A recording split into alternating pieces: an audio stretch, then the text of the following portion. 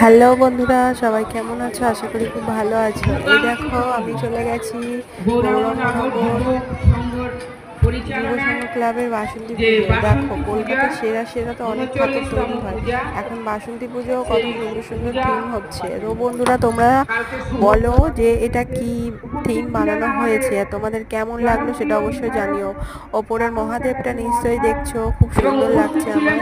আবার তোমাদের কেমন লাগছে বন্ধুরা অবশ্যই। তো আজ সপ্তমীর দিনেও দেখো কত ভিড়, দড়ি দিয়ে সবাইকে আটকে গেছে। তো সব তোমাদেরকে একটু ঘুরিয়ে দেখালাম।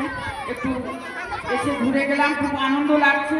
আমি ধন্যবাদ জানাই যুব সংঘের তো বন্ধুরা তোমাদের কেমন লাগছে অবশ্যই জানিও। তাদেরকে আমি ধন্যবাদ জানাই। দড়িটা ছেড়ে দিয়েছে, তাই জন্য আবারও আমার ভেতরে ঢুকলাম। বন্ধুরা খুবই সুন্দর লাগছে, চারিদিকটা এত সুন্দর দেখতে হয়েছে, সামনে থেকে না দেখলে বোঝা যাবে না। তো তোমাদের সাথে ভিডিওটা শেয়ার করলাম, তোমাদের কেমন লাগলো অবশ্যই জানিও বন্ধুরা।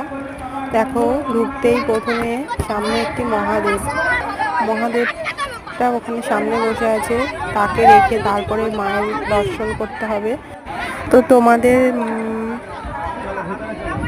মহাদেবকে কেমন লাগলো সেটা অবশ্যই জানিও। তারপরে আমরা চলে গেলাম মায়ের দর্শন করতে। দেখো বন্ধুরা কত সুন্দর হাতের কাজ দিয়ে তৈরি হয়েছে জিনিসগুলো, খুবই সুন্দর লাগছে, অসাধারণ লাগছে। ভিডিওটা তোমরা শেয়ার করো অবশ্যই। আর এই হলো আমাদের মা।